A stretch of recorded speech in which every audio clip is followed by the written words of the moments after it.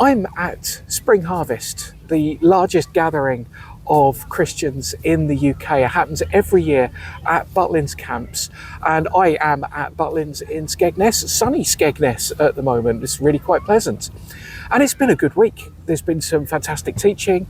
There have been some real blessings in what I've heard, some really difficult things in what I've heard. But I wanted to address one thing that I have heard on a couple of occasions in a couple of the sessions that I've been to. It's been brought up that there's been an over-proliferation online from Christians of political content, of being overtly political, and in the way that it comes across to others, and that maybe we should take a step back from that.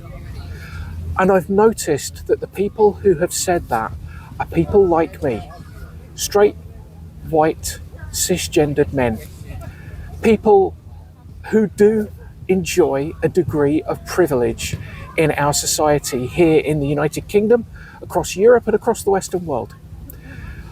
I wonder if it's so easy for a woman or a person of colour or a gay person or a trans person who are Christian to say the same thing, that maybe we should step back from being overtly political in what we do. The gospel is political.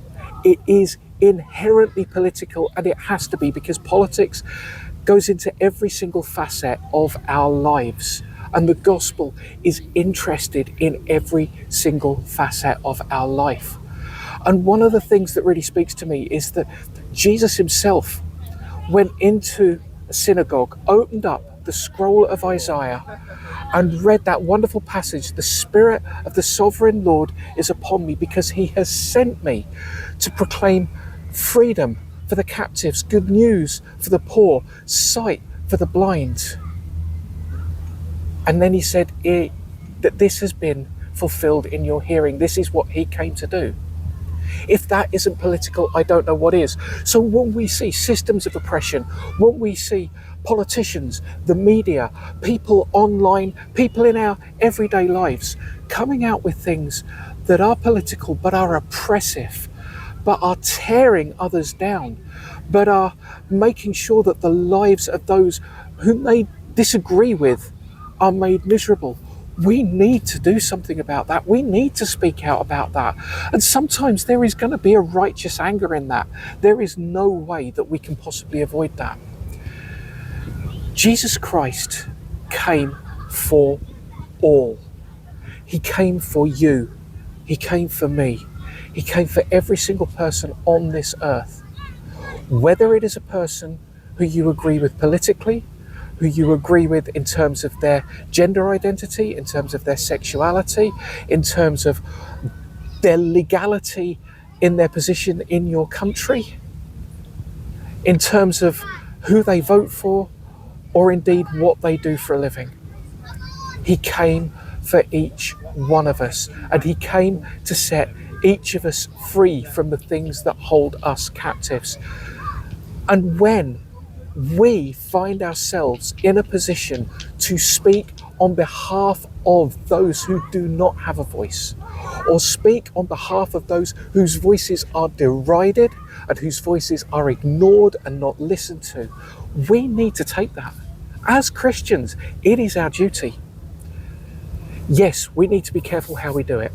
We need to do it in a way that loves, in a way that doesn't tear down, in a way that doesn't dehumanize those with whom we disagree. But we still need to do it in a way that gets across the righteous anger that God and Jesus himself feel and felt. Politics is unavoidable when we speak about the gospel of Jesus Christ. And for Christians, the gospel of Jesus Christ is unavoidable when we speak about politics. The two are too closely mixed. God is interested in our lives. Jesus spoke more about the kingdom of God on earth and what life looked like here than he ever did about what it looked like in heaven. So we need to get political. We need to be political. We need to do it in the right way. Absolutely. But we cannot stand idly by and see others oppressed, torn down, dehumanized and ignored any longer. The way of Christ is the way of love and speaking up for the poor and the marginalized.